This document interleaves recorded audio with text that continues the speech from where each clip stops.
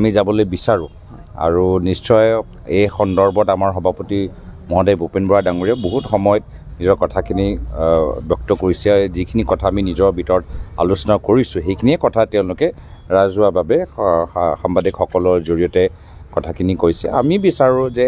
আমি যেতিয়া গাড়ীখন চলাওঁ গাড়ীখন বেছি ফাষ্ট চলালে আমাৰ অলপ কেতিয়াবা ভুলত এক্সিডেণ্ট হৈ যায় গাড়ীখন আমি 60 স্পীডত লৈ যাবলৈ বিচাৰোঁ সকলোৱে ইয়াত বহক সকলোৱে কমফৰ্টেবল ফিল কৰক আৰু সেইকাৰণে মই ভাবোঁ যে ধাৰাবাহিক পৰ্যায় আমি আলোচনাখিনি আগুৱাই লৈ যামগৈ যে ছ'চিয়েল মিডিয়াত এটা বিষয়ে মানে প্ৰতিক্ৰিয়া হৈ আছে যে আপোনাৰ পত্নী ISIৰ লগত জড়িত এটা ISIৰ লগত জড়িত ইছলামাবাদত তেওঁ কাম কৰি আছে এই সম্পৰ্কে আপুনি কি কয় চাওক মই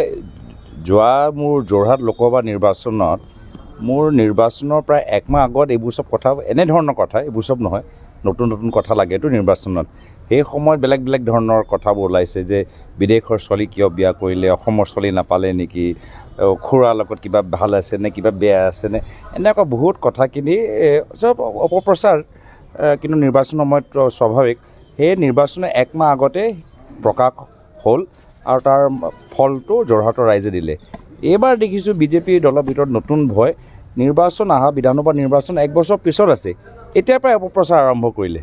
এইবাৰ বেছি তেওঁলোকে শংকিত হৈছে নেকি যিহেতু ৰাইজৰ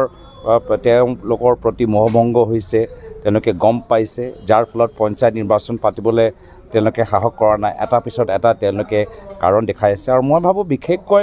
মুখ্যমন্ত্ৰী মহোদয় যেতিয়াৰ পৰা বিজেপি দলৰ নতুন সভাপতি দিলীপ শইকীয়া ডাঙৰীয়া সভাপতিত্ব ল'লে তেতিয়াৰ পৰা আৰু তেওঁলোকে শংকিত হৈ গৈছে গম পাইছে যে তেওঁ পৰিয়ালৰ কিছু ডেফামেশ্যন কেছ এইবোৰ চব বাতৰি দিল্লীত কাণত পৰিছে যিদৰে তেওঁ নিজে বেকডোৰ যোগেদি মুখ্যমন্ত্ৰী